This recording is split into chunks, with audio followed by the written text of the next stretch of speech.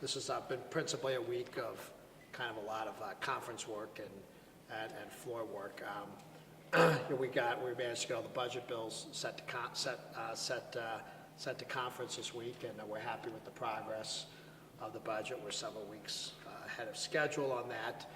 So we'll start conferring in the process of trying to resolve differences with the Senate. I know one of the questions everyone's going to ask is, what does the House think of what the Senate did, and what does the Senate think of what the House did?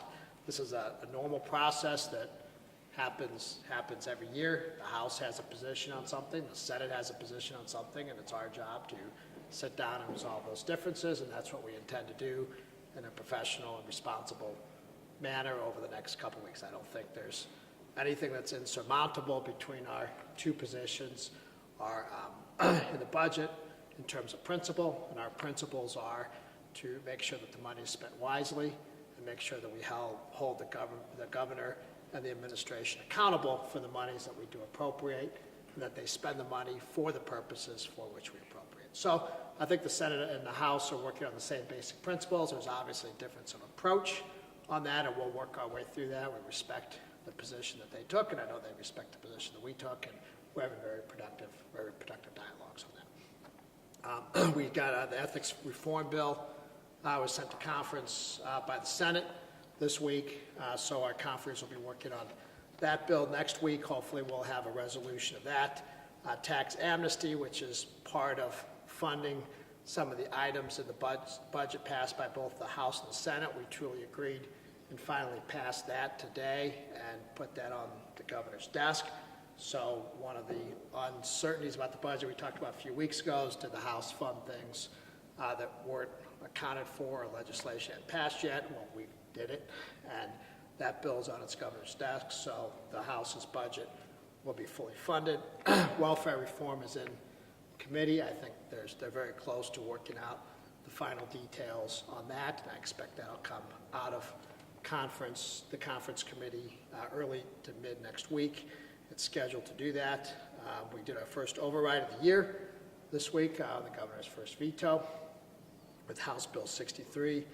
Municipal court reform is in committee and has received a pretty robust hearing on that.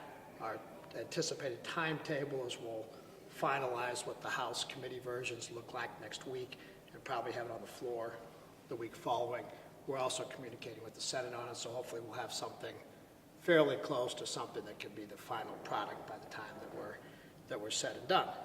So with that, I'm sure you have more questions on what I didn't talk about. Do you think the Senate approach on 1011 gives up some legislative oversight, and, as you said, accountability for the governor? Well, we're looking at it. I mean, look, I think they have a good faith approach on how they want to look at it. And, you know, I think there's always, one thing I've learned in this process, there's always more than one way to do something. So we're going to listen to what Senator Schaefer and the Senate conferees have to say about this. As I said, I think our end goal is the same, and how you get there, you know, we're going to obviously have some disagreements, as you always do during the legislative process. So we'll work that through and I think come up with a good product. Does that hold the governor accountable when you give him just a big lump sum of money?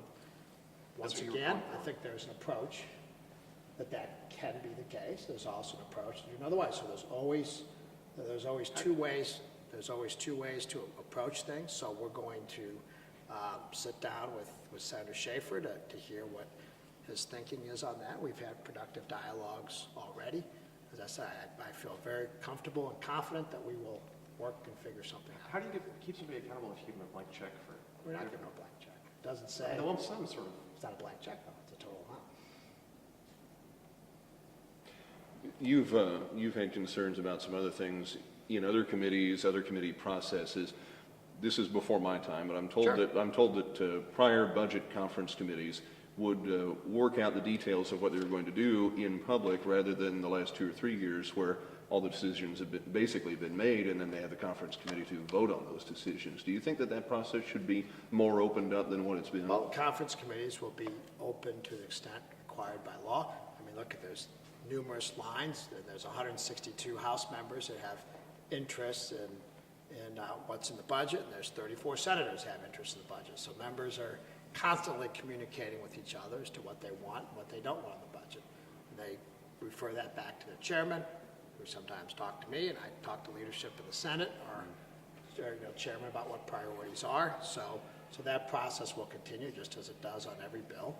And then when they're ready for a conference, Representative Flanagan and Senator Schaefer will figure out how they wish to run that conference and the process for considering amendments or resolving their differences and run it through.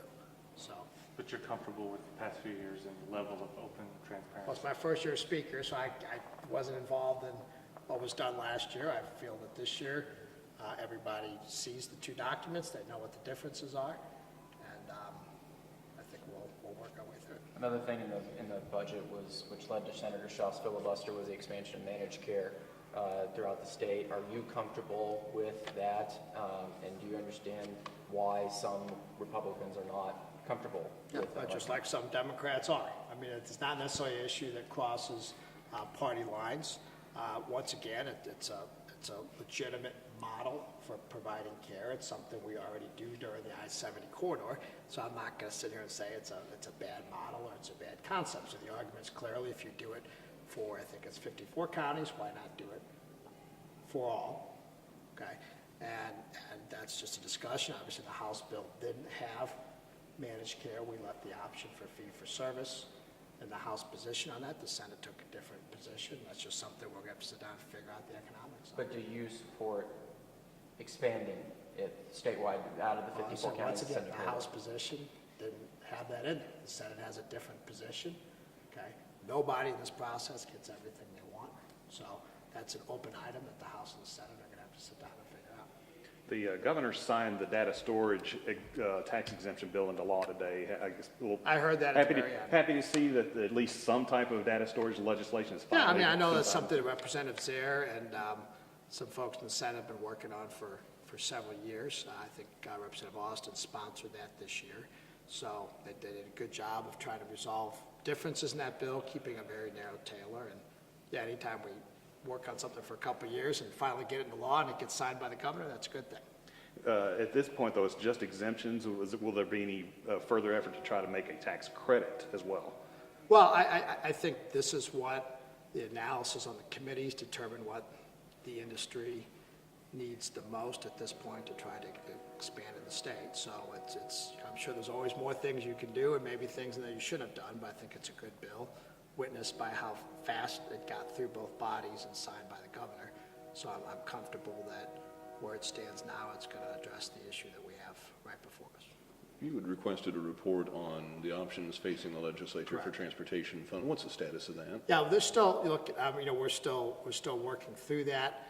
I've got a couple members, I kind of point out the audited MoDOT that came out last week, which is disturbing that, there's road fund money that's being utilized for non-road fund purposes. And I think that's something too that's going to have to be addressed before we move forward. But there's some discussions. I know the Senate's got that 222 proposal, I think, which we have some concerns with on this side about the constitutionality of that. I know there's some differences of opinion on that. So we've talked to Senator Leibel a few times, and I think there's some changes being made to that. We'll just see what the Senate gets out. There's no companion bill of that over here on the House side. Some of I believe Dave Hinson, I think, has got a couple of transportation bills.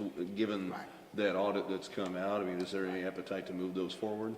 Oh, once again, as I said, I think several weeks ago, that our first priority is kind of deal with the budget. And, we did file the capital improvements bill and the reappropriations bill for infrastructure we did last year.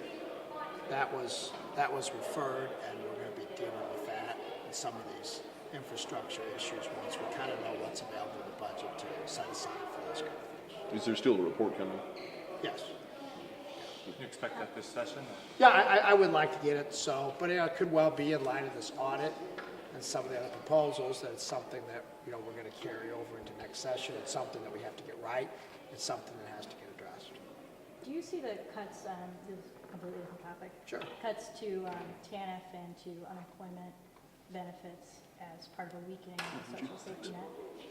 I don't know. I think it's restoring the concept of temporary to temporary assistance for needy families.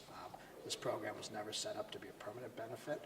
It was set up to help people get back to work, and I think this is one of our My favorite president says you judge welfare not by how many people go on welfare or stay on welfare, but by how many people leave it. And our goal is to set a path to work where people are more motivated to go to work than to stay on welfare. So no, not at all. And do you see, for unemployment, I mean, it's still moving through the process a little bit, but do you think you have the votes this year to override a veto? I do. I believe out of the House, we had the 113 to 114 range.